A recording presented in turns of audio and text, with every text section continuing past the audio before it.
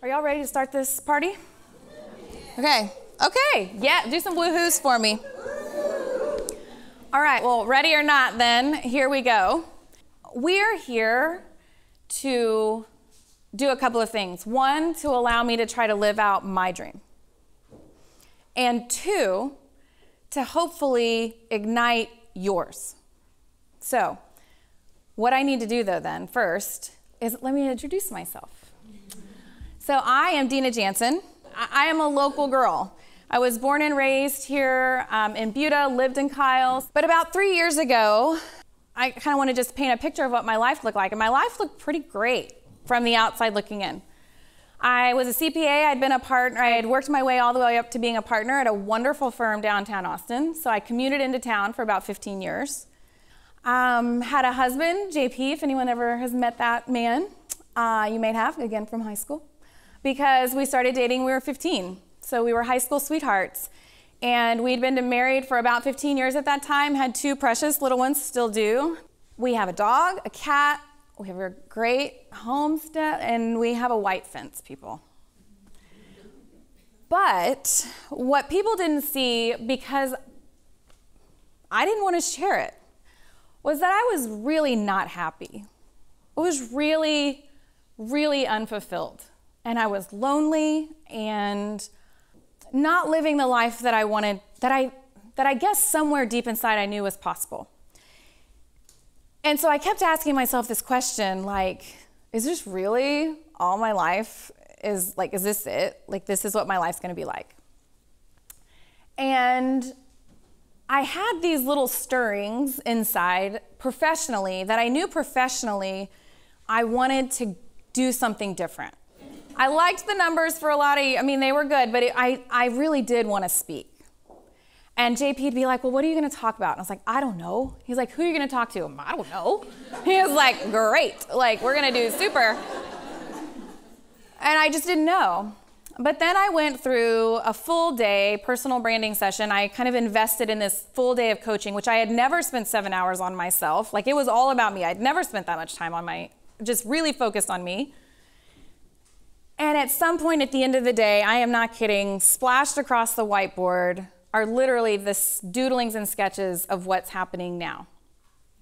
And I remember the coach saying, like, where did this come from? Like, and I just said, I just know I'm meant for more. I just know it. And that's my more. I had no idea how I was gonna get there. But I started trucking, I committed to it. I was gonna start chasing this professional transition and I was gonna figure out what it meant. But as I was making those first pretty scary steps into the professional transition, my marriage really needed life support. It was not in a good place. So I was finding myself not only in a professional transition, but having to figure out what the heck are we gonna do to make this marriage work. It was a really crappy bottom to hit, to feel like I had no idea what was really ahead of me anymore at all. But after some really intense soul searching and some love from some amazing people in this room, I committed and recommitted to knowing that professionally I had a different place I needed to be. And I also, with the love and care of a man who is wonderful, we recommitted there too. And we knew we had a lot of work to do. We were not healthy necessarily, we didn't have the tools, but we were gonna do this. And I am, again, happy to say now, 3 years later, oh my, ladies, Dena Speaks is here in a room. So I tell people that I'm in my 2nd career because I retired back in February from accounting. I call it retirement because I could call it what I want to.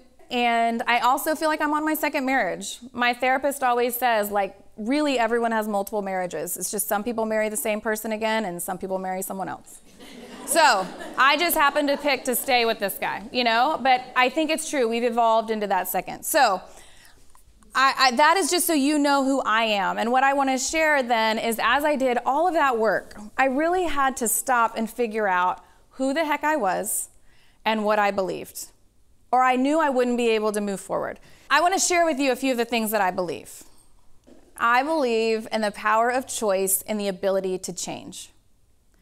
I believe in the power of hope and the promise of potential. I believe in the power of dreams and the gift of curiosity and creativity. And I believe in fun, laughter, and obviously grace now, because I'm not perfect. And neither are you guys. Please say you're not. So that's who I am, and that's what I believe.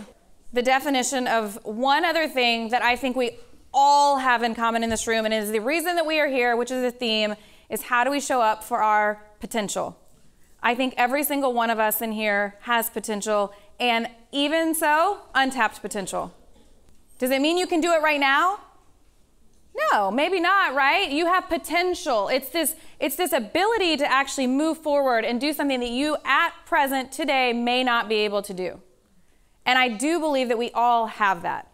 But what happens, and I feel like what happened to me, was that I didn't give my potential a destination. I think our potential actually needs to know where we're headed. Just close your eyes, and if you'll just allow me to ask you a couple of questions.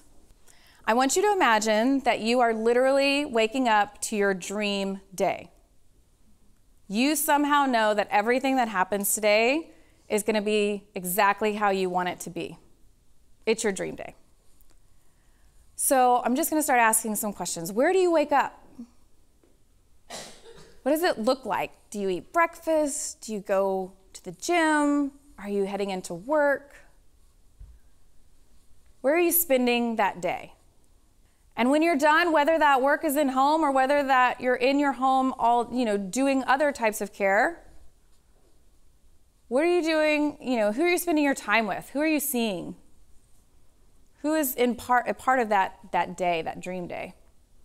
And when you're sitting there in that dream day, just how do you feel? Let's just say that you played along with that. You've had time and you feel like you know who you are and what you believe, and you have given your potential this destination. You kind of have an idea of what your dream day would look like or your goals would be. Now I just really quickly want to talk about how you show up, how you have to show up for your potential, and then who you are capable of showing up for. So the very first thing is, how many leaders do we have in the room? Okay, every single woman should have their hand in the sky going, woo woo. We have to show up as leaders. And some women are like, but I don't lead, but you do. Brene Brown, any other Brene Brown fans? Brene has the best definition of a leader, which is anyone who holds themselves accountable for finding potential in people or processes and has the courage to actually develop that potential. So if you are in your home, and again, sometimes we are leaders just getting our children, getting them to school, right? Like, I know that we can do this. I believe in our potential to get you fed, clothed, brush your teeth, for goodness sakes, and get you out of the door. It doesn't matter what it looks like. We are leaders because we can show up and we believe that there is potential in people and processes, and then we actually have the courage to develop it, because that's the hard part. And if we're going to do that, and I've called you potential seekers. You see on your pen, you've got the potential seeker there. That is what I call myself, and I want you to think of yourself as. Potential seekers are leaders. But they are leaders who show up in three ways. You show up curious, because if you're going to try to dive into something new and grow your potential, are you going to have all the answers? No, I don't. Now y'all are like, oh, should we have all the answers? No, we should not. So we have to show up curious. We have to show up courageously, and what I actually like to say is just with everyday bravery. It's the everyday little things that really require effort. When you're having to grow into something and you want to try something new, but you're scared to do the thing at the gym, really, I'm not kidding. It was a big deal for me. I asked a dude who was working out at the Y if he would show me how to use a machine. I was real proud of myself. I'm pretty sure I posted about it. It does not matter what the thing is. It's everyday brave little moments, but they are stretching you and your potential. And then we have to show up consistently. And we have to show up consistently because what can get in the way? Life, fear. If you can just believe in yourself that you have this potential and that you are a leader, the who you show up for is the important part. And I want to remind you that I truly believe that you have to show up for you first. Because if we don't put those oxygen masks on first, we can't show up for our family, we can't show up for our kids, we can't show up for our friends, and then we can't even show up at work the way that we're capable of if we're not taking care of ourselves and showing up for our own potential. So show up for yourself first. I say grow from the inside out. All right, allow yourself, like to feel like you're throwing that rock in the water, and what happens? The ripples go where? Out. They go out. So the last thing we're going to talk about, I already kind of addressed it, but was fear. I was cleaning the nightstand out, and I came across this book, You Can Heal Your Life by Louise Hay, and I knew how long the book had been there. The book had probably been there for 8 years at that point, and it happened to say this inside: Happy healing, Dena. Jesus loves you, and so do I, Mary. And she is a woman that gave me this gift when a day after she saw probably one of the worst episodes of my postpartum depression I had after Elizabeth. It was not a good day. It was a really intense afternoon. I was not feeling connected, and I couldn't get there, and she gave me that book, and I guess at that time I just wasn't ready for it. But here, 8 years later, I find it, and I started reading that book. And I grew to love Louise Hay, who's no longer with us actually. But in the back, there is a thing called the list. And you can go, and this again may be out of your comfort zone, but there's this list of body ailments. And then it tells you why, probable causes, like mindsets that could be causing that. And then it gives you some affirmations or other things you could try. I sat down one morning and I did an inventory. And I went through every single body ailment that was happening up in the hair. And over and over and over, the probable cause was repeating itself. And what do you think that word was? Fear. I was basically scared of all of it. Scared of transition. Scared of allowing life to flow through you. Blah, blah, blah, blah, blah. Fear, fear, fear.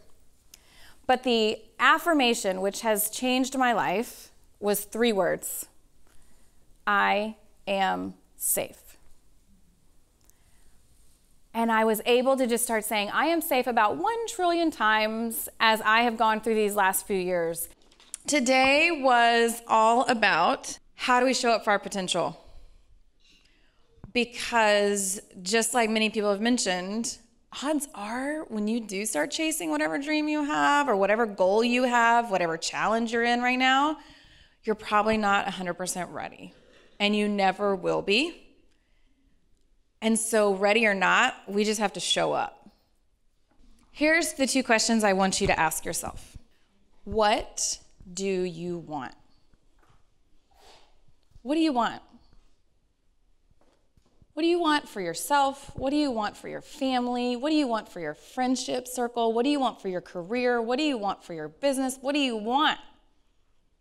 I want you to think on that question as you're diving into 2019. And then the second question, what do you want and what are you waiting for? Yesterday, we got to say goodbye to Hazel Lehman, our granny, JP's granny, but I met her when I was 15, so she gets to be my granny too. She got to live a beautifully long life, but we aren't guaranteed that. We aren't, unfortunately. I wish I could tell you that you're going to have years and years and years to chase whatever dream, but you may not. So what do you want? What are you waiting for? I wrote what I call my meant for more mantra. And I want to share it with you because every morning I've woken up and been like, oh my God, what have I done? And I have to remind myself in those moments where I do not feel like I got this, I remind myself of this mantra. And it goes like this. I am brave. And I have bold dreams. And I am full of confidence and conviction. And I'm going to keep growing day in and day out, not only because I am capable, but because I know that I deserve all that life has to offer me. Period. I am meant for more, and so are you. So I'm going to say it again. You can try to follow along with me, or you can repeat after me. I'm going to invite you to. We are brave. We are brave. And we have bold dreams. And we are full of confidence and conviction. And we are going to continue to grow. Not only because we are capable, but because we know that we deserve all that life has to offer us. We do. And our babies do. And our grandmothers and our mothers do. So, all I can tell you is that today has been a gift.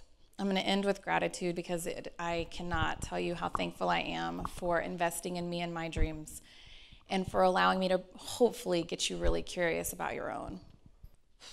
So, don't settle, all right? Don't do it. You're awesome. I'm awesome.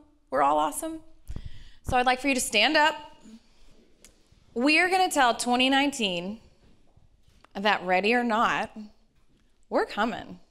So, ready or not? Here we come. All right, give yourself a round of applause. You made it.